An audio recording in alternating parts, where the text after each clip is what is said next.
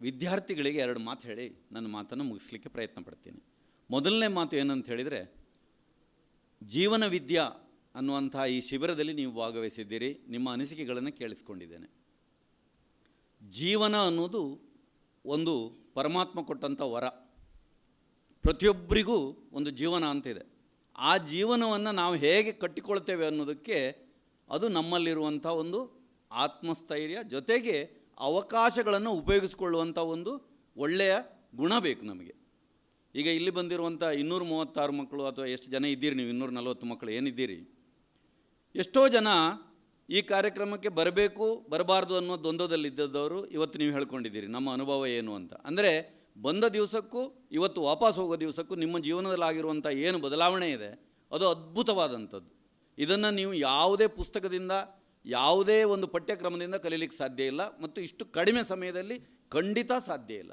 ಅಂಥ ಒಂದು ಜೀವನ ಅನುಭವ ಇದು. ಇನ್ನೊಂದು ಬಹಳ ಮುಖ್ಯವಾದ ಮಾತು ಏನಂತ ಹೇಳಿದರೆ, ನೀವು ಏನು ಇವತ್ತು 5 ದಿನ ಜೀವನ ನಡೆಸಿದ್ದೀರಿ, ಈ ಜೀವನವನ್ನೇ ಮುಂದುವರ್ಸ್ಕೊಂಡು ಹೋಗಬೇಕು. ನಾನು ಈ ಮಾತನ್ನು ಯಾಕೆ ಹೇಳ್ತಿದ್ದೇನೆ ಅಂತ ಹೇಳಿದರೆ, ನಿಮ್ಮ ಮುಂದೆ ನಿಂತಿರುವ ಒಬ್ಬ ಶ್ರೀಮಂತ ಅಲ್ಲ, ಒಬ್ಬ ಒಂದು ಹೊತ್ತಿನ ಊಟ ಇಲ್ಲದೆ ದೇವಸ್ಥಾನಗಳಲ್ಲಿ ಬಡಿಸಿಕೊಂಡು ಹೋಟೆಲ್ನಲ್ಲಿ ಕೆಲಸ ಮಾಡಿಕೊಂಡು ಸಪ್ಲೈಯರ್ ಆಗಿ ಕೆಲಸ ಮಾಡಿಕೊಂಡು ಜವಾಹರ್ಲಾಲ್ ಯೂನಿವರ್ಸಿಟಿಗೆ ಹೋಗಿ ದೊಡ್ಡ ವಿದ್ಯಾಭ್ಯಾಸವನ್ನು ಮುಗಿಸಿ ಅಲ್ಲಿ ಉಪನ್ಯಾಸಕನಾಗಿ ಇವತ್ತು ಒಂದು 6-7 ಪುಸ್ತಕಗಳನ್ನು ಬರೆಯುವಂಥ ರುತ್ಲೇಜ್ ಲಂಡನ್ನಿಂದ ಪಬ್ಲಿಷ್ ಆಗಿದೆ ನನ್ನ ಪುಸ್ತಕಗಳು. ನಾನು ಯಾಕೆ ಈ ಮಾತನ್ನು ನಿಮ್ಗೆ ಹೇಳ್ತಿದ್ದೇನೆ, ನಿಮಗೆ ಸ್ಫೂರ್ತಿ ಬರಬೇಕು ಅಂತ. ಮುಂದಿನ ಕ್ಯಾಂಪಿಗೆ ಖಂಡಿತ ಬಂದು ನಾನು ಮಾತಾಡ್ತೇನೆ, ಆ ವಿಷಯ ಇರಲಿ. ನಿಮ್ಗೆ ಯಾಕೆ ಹೇಳ್ತಾ ಇದ್ದೇನೆ ಅಂತ ಹೇಳಿದರೆ, ಅವಕಾಶಗಳನ್ನು ನಾವು ಅರಸಿಕೊಂಡು ಹೋಗಬೇಕು, ಅದನ್ನು ಪೂರ್ಣ ಸದುಪಯೋಗಪಡಿಸ್ಕೊಳ್ಬೇಕು. 100% ನಾವು ಅದರಲ್ಲಿ ತೊಡಗಿಸಿಕೊಳ್ಬೇಕು. ಬಂದ ಮೇಲೆ ಅರಮನಸ್ಸು ಮಾಡುವುದು ಅಥವಾ ಅರ್ಧಂಬರ್ಧಕ್ಕೆ ಏನೋ ಬಂದಿದ್ದೇನೆ ಮುಗಿಸುವುದಂತಲ್ಲ. ಒಂದು. ಇನ್ನೊಂದು, ಪ್ರತಿನಿತ್ಯ ಕಲಿಕೆ, ನಿರಂತರ ಕಲಿಕೆ. ಪ್ರತಿ ಗಳಿಗೆ, ಪ್ರತಿ ಕ್ಷಣ, ಪ್ರತಿಯೊಂದು ಅವಕಾಶ, ಪ್ರತಿಯೊಂದು ಸನ್ನಿವೇಶದಿಂದಲೂ ನಾವು ಕಲಿಬೇಕು. ಚಿಕ್ಕ ಮಗುವಿನಿಂದ ಹಿಡಿದು ಹಳೆಯವರವರೆಗೆ, ಪ್ರಕೃತಿಯಿಂದ, ಪ್ರಾಣಿ ಪಕ್ಷಿಗಳಿಂದ, ಎಲ್ಲದರಿಂದಲೂ ನಾವು ಕಲಿಬೇಕು. ಕಲಿಕೆಯನ್ನು ನಿರಂತರವಾಗಿ ಮಾಡಿಕೊಳ್ಬೇಕು. ಬೇಡದಿದ್ದದನ್ನು ಡಿಲೀಟ್ ಮಾಡಬೇಕು. ಅಂದರೆ ಯಾವುದೋ ನಮ್ಮ ತಪ್ಪು ಕಲ್ಪನೆಗಳಿರ್ತವೆ ಅದನ್ನೇ ಹಿಡ್ಕೊಂಡು ಹೋಗೋದಲ್ಲ, ಖಾಲಿ ಮಾಡ್ತಾ ಇರಬೇಕು ಜಾಗ. ಹೊಸ ವಿಷಯಗಳು, ಸತ್ಯದ ವಿಷಯಗಳು ನಮ್ಮ ಗಮನಕ್ಕೆ ಬಂದಾಗ ಅದನ್ನು ನಾವು ತಗೊಂಡು ಮುಂದೆ ಅಭಿವೃದ್ಧಿ ಆಗ್ತಾ ಹೋಗಬೇಕು. ಇನ್ನೊಂದು ಕೊನೆಯ ಮಾತು ಇವತ್ತಿನ ಸಂದರ್ಭಕ್ಕೆ, ನಮಗೆ ತಿಳಿದದ್ದನ್ನು ಇನ್ನೊಬ್ಬರಿಗೆ ಹಂಚಬೇಕು. ಬರೀ ಹಣ ಹಂಚೋದು ಮಾತ್ರ ಅಲ್ಲ, ನಮ್ಮ ಜ್ಞಾನವನ್ನು, ನಮ್ಮ ಅನುಭವವನ್ನು, ನಮ್ಮ ಒಳ್ಳೆಯ ವಿಚಾರಗಳನ್ನು ಎಲ್ಲಿ ಸಾಧ್ಯ ಇದೆ ಆ ಸಂದರ್ಭ ನೋಡಿ ಅವರಿಗೆ ಅಗತ್ಯ ಇದ್ದಾಗ ಅದನ್ನು ಹಂಚಿ ಅವರನ್ನು ಕೂಡ ಹುರಿದುಂಬಿಸಬೇಕು. ಹಂಚಿಕೊಂಡಾಗ ಮತ್ತೆ ಹೆಚ್ಚಾಗತ್ತೆ. ಯಾವಾಗ ನೀವು ಕೊಡ್ತೀರಿ ನಿಮಗೆ ಮತ್ತೆ ಬರುತ್ತೆ. ಇಲ್ಲ ನೀವೇ ಇಟ್ಕೊಳ್ತೀವಿ ಅಂತ ಹೇಳಿದರೆ ಅದು ಅಲ್ಲೇ ನಿಂತ ನೀರಾಗಿ ವಾಸನೆ ಬರಲಿಕ್ಕೆ ಶುರುವಾಗುತ್ತೆ, ಕೊಳೆಯುತ್ತೆ. ದಯವಿಟ್ಟು ನೀವು ನೋಡಿದಂಥ ಎಲ್ಲ ಸಾಧಕರು ನಿಮ್ಮ ಮುಂದೆ ಬಂದಂಥ ಅನುಭವಗಳನ್ನು ನಿಮ್ಮ ಜೀವನದಲ್ಲಿ ಅದನ್ನು ಅಳವಡಿಸ್ಕೊಳ್ಳಿಕ್ಕೆ ಇಂದಿನಿಂದಲೇ ಪ್ರಯತ್ನ ಮಾಡಿ. ಯಾವುದೇ ಕಾರಣಕ್ಕಾಗಿ ನಿಮ್ಮ ಜೀವನವನ್ನು ನೀವೇ ಕಟ್ಟಿಕೊಳ್ಬೇಕೇ ಹೊರತು ನಿಮ್ಮ ತಂದೆ ತಾಯಿಗಳು ಕಟ್ಟಿಕೊಡೋದಿಲ್ಲ, ನಾನು ಕಟ್ಟಿಕೊಡೋದಿಲ್ಲ, ಆ ಸಾಧಕರು ಕಟ್ಟಿಕೊಡೋದಿಲ್ಲ. ನಿನಗೆ ನೀನೇ ಗೆಳೆಯ, ನಿನಗೆ ನೀನೇ ಬಂಧು, ನಿನಗೆ ನೀನೇ ಶತ್ರು, ಎಲ್ಲವೂ ನೀನೇ. ಅದು ಯಾವ ರೀತಿ ಮಾಡ್ಕೊಳ್ತೀರಿ ಅನ್ನೋದು ನಿಮ್ಮ ಮೇಲಿದೆ. ಒಳಮುಖವಾಗಿ ನೋಡಿ, ಹೂ ಆಮ್ ಐ, ನಾನು ಯಾರು, ಬರೀ ನಮ್ಮ ಹೆಸರಲ್ಲ, ನನ್ನ ಒಳಗೆ ಏನಿದೆ, ನಾನು ಯಾತಕ್ಕೆ ಬಂದಿದ್ದೇನೆ, ನನ್ನ ಉದ್ದೇಶ ಏನು, ನಾನು ಏನು ಮಾಡ್ಬೋದು. ವಿಶಾಲವಾದಂಥ ಪ್ರಪಂಚ ಇದೆ. ಕೈಗಳನ್ನು ಮೇಲೆ ಮಾಡಿ ಆಕಾಶದಲ್ಲಿರೋ ನಕ್ಷತ್ರಗಳನ್ನೇ ಮುಟ್ತೇನೆ ಅನ್ನುವಂಥ ಗುರಿ ನಿಮ್ಮದಾದರೆ ಖಂಡಿತವಾಗಿಯೂ ಸಾಧ್ಯತೆ ಇದೆ. ಅದೇ ಕೈಗಳನ್ನು ಕೆಳಬಿಟ್ಟು ನನ್ನ ಹತ್ರ ಏನೂ ಆಗೋದಿಲ್ಲ ಅಂತ ಹೇಳಿದರೆ ಕೆಸರಿಗೆ ಹೋಗ್ತೇವೆ, ಕೊಳಕಿಗೆ ಹೋಗ್ತೇವೆ. ಕೈ ಹೋಗಿ ಮಣ್ಣಿಗೆ, ಕೆಸರಿಗೆ, ಕೆಳಗೆ ಹೋಗಿಬಿಡ್ತೇವೆ ನಾವು.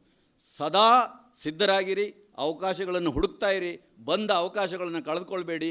ತಂದೆ ತಾಯಿಗಳನ್ನು ಸದಾ ಗೌರವಿಸಿ, ಗುರು ಹಿರಿಯರನ್ನು ಗೌರವಿಸುವುದರ ಜೊತೆಗೆ ನಿಮ್ಮ ಮನೆ ದೇವರು, ಕುಲದೇವರು, ಗ್ರಾಮದೇವರು, ಈ ಎಲ್ಲ ದೈವ ದೇವತೆಗಳನ್ನು ಕೂಡ ನಂಬಬೇಕು. ದೇವರ ಆಶೀರ್ವಾದ ಇಲ್ಲದೆ, ಗುರು ಹಿರಿಯರ ಅನುಗ್ರಹ ಇಲ್ಲದೆ, ದೇವರ ಅನುಗ್ರಹ ಇಲ್ಲದೆ ನಾವು ಮನುಷ್ಯರಾಗಿ ಏನನ್ನೂ ಸಾಧಲಿಕ್ಕೆ ಸಾಧ್ಯ ಇಲ್ಲ. ಗುರುಗಳು, ಹಿರಿಯರು, ದೇವರು ಇವರ ಎಲ್ಲ ಭಯ ಬೇಕು, ಭಕ್ತಿ ಬೇಕು, ಅಪಾರವಾದಂಥ ಶ್ರದ್ಧೆ ಬೇಕು. ಆಗ ಮಾತ್ರ ನಾವು ಜ್ಞಾನಿಗಳಾಗಲಿಕ್ಕೆ ಸಾಧ್ಯ. ಹಣದಿಂದ ಏನನ್ನೂ ನೀವು ಕೊಂಡುಕೊಳ್ಳಲಿಕ್ಕೆ ಆಗೋದಿಲ್ಲ. ಈ ನಾನು ಹೇಳಿದಂಥ ವಿಷಯಗಳನ್ನು.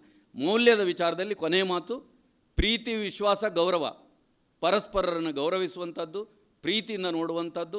ನನಗಾದಂತೆ ಇನ್ನೊಬ್ಬನಿಗೆ ನೋವಾಗಬಾರ್ದು, ನಾನು ಒಳ್ಳೆಯದಾದಾಗೆ ಇನ್ನೊಬ್ಬರು ಒಳ್ಳೆಯದಾಗಬೇಕು, ನಾನೂ ಬೆಳಿಬೇಕು, ಅವರೂ ಬೆಳಿಬೇಕು ಅನ್ನುವಂಥ ಆ ಪರಸ್ಪರ ಹೊಂದಾಣಿಕೆಯ ಸಹಕಾರದ ಭಾವನೆಯನ್ನು ಸದಾ ನಾವು ಬೆಳೆಸ್ಕೊಂಡದಾದರೆ ಹಂಚಿ ಬದುಕಬಹುದು, ಒಳ್ಳೆಯ ಜೀವನವನ್ನು ನಾವು ಮಾಡ್ಬೋದು. ಕೆಟ್ಟ ವಿಚಾರಗಳನ್ನು ಮನಸ್ಸಿನಿಂದ ತೆಗೆದುಹಾಕಿ ಪ್ರತಿನಿತ್ಯ ಜೀವನವನ್ನು ಶುರು ಮಾಡುವಾಗ ಒಳ್ಳೆಯ ವಿಚಾರಗಳನ್ನು ಇನ್ನೊಬ್ಬರ ಬಗ್ಗೆ ಏನೋ ಗುಣಗುಣ ಮಾತಾಡೋದು, ಅವ್ರ ಬಗ್ಗೆ ನನ್ನ ಬಗ್ಗೆ ಅವರೇನೋ ಹೇಳ್ತಿದ್ದಾರೆ ಅಂತ ಅದ್ರ ಬಗ್ಗೆ ಚಿಂತೆ ಮಾಡೋದು ಮಾಡಲೇಬೇಡಿ. ನಿಮ್ಮನ್ನು ಇನ್ನೊಬ್ಬರ ಜೊತೆ ಕಂಪೇರೇ ಮಾಡಬೇಡಿ. ನೀವೆಲ್ಲ ವಿಶೇಷ ವ್ಯಕ್ತಿಗಳು. ಬೆಳಗ್ಗೆ ಹೇಳಿದ ಹಾಗೆ 7 ಕೋಟಿ 40 ಲಕ್ಷ ಏನೋ ಜನ ಇದ್ದಾರೆ, ಅಥವಾ 740 ಕೋಟಿ ಜನ ಇದ್ದಾರೆ ಪ್ರಪಂಚದಲ್ಲಿ. ಯಾರೂ ಒಬ್ಬರಂತೆ ಒಬ್ಬರಿಲ್ಲ. ನಾವೆಲ್ಲರೂ ವಿಶೇಷ ವ್ಯಕ್ತಿಗಳು. ಪರಮಾತ್ಮನ ಒಂದು ಅಂಶ ನಮ್ಮಲ್ಲಿದೆ, ಅದೇ ನಮ್ಮ ಆತ್ಮ. ನಮ್ಮ ಆತ್ಮ ಸಾಕ್ಷಿಗಾಗಿ ನಾವು ಬದುಕಿದರೆ, ಒಳ್ಳೆಯದನ್ನು ಮಾಡ್ತಾ ಹೋದರೆ, ಒಳ್ಳೆಯದನ್ನೇ ಯೋಚನೆ ಮಾಡ್ತಾ ಹೋದರೆ ಎಂದಿಗೂ ನಮ್ಮ ಜೀವನ ವ್ಯರ್ಥವಾಗುವುದಿಲ್ಲ. ಅದು ಬಿಟ್ಟು ನಾವೇನಾದರೂ ಬೇಡದಿದ್ದು ಯೋಚನೆ ಮಾಡಿದರೆ, ಇನ್ನೊಬ್ಬರ ಹಾಳು ಬಯಸಿದರೆ ನಮ್ಮ ಜೀವನವೂ ಹಾಳು, ನಮ್ಮ ಹುಟ್ಟಿದ ಸಾರ್ಥಕತೆ ಇರುವುದಿಲ್ಲ. ನೀವೆಲ್ಲ ಒಳ್ಳೆಯ ಒಂದು 5 ದಿನವನ್ನು ಕಳೆದಿದ್ದೀರಿ. ಇಂಥ ಅವಕಾಶಗಳು ನಿಮಗೆ ಮತ್ತೆ ಮತ್ತೆ ಬರಲಿ. ನೀವೆಲ್ಲ ಮುಂದಿನ ಒಳ್ಳೆಯ ಒಂದು ಮಾರ್ಗದರ್ಶಕರಾಗಿ, ರೋಲ್ ಮಾಡೆಲ್ಸ್ ಆಗಿ ನಿಮ್ಮ ಊರಿಗೆ, ನಿಮ್ಮ ತಂದೆ ತಾಯಿಗಳಿಗೆ, ನಮ್ಮ ಸಮಾಜಕ್ಕೆ, ನಮ್ಮ ದೇಶಕ್ಕೆ, ಮಾನವ ಕುಲಕ್ಕೆ ಕೀರ್ತಿ ತರುವಂಥ ಉತ್ತಮ ಪ್ರಜೆಗಳಾಗಿ, ಉತ್ತಮ ವ್ಯಕ್ತಿತ್ವಗಳಾಗಿ ನಿಮ್ಮ ಜೀವನ ಒಳ್ಳೆಯದಾಗಲಿ, ನೀವೆಲ್ಲ ಒಳ್ಳೆಯದಾಗಲಿ ಅಂತೇಳಿ ಹಾರೈಸಿ ನನ್ನ ಮಾತನ್ನು ಮುಗಿಸ್ತೇನೆ. ಎಲ್ಲರಿಗೂ ಶುಭವಾಗಲಿ.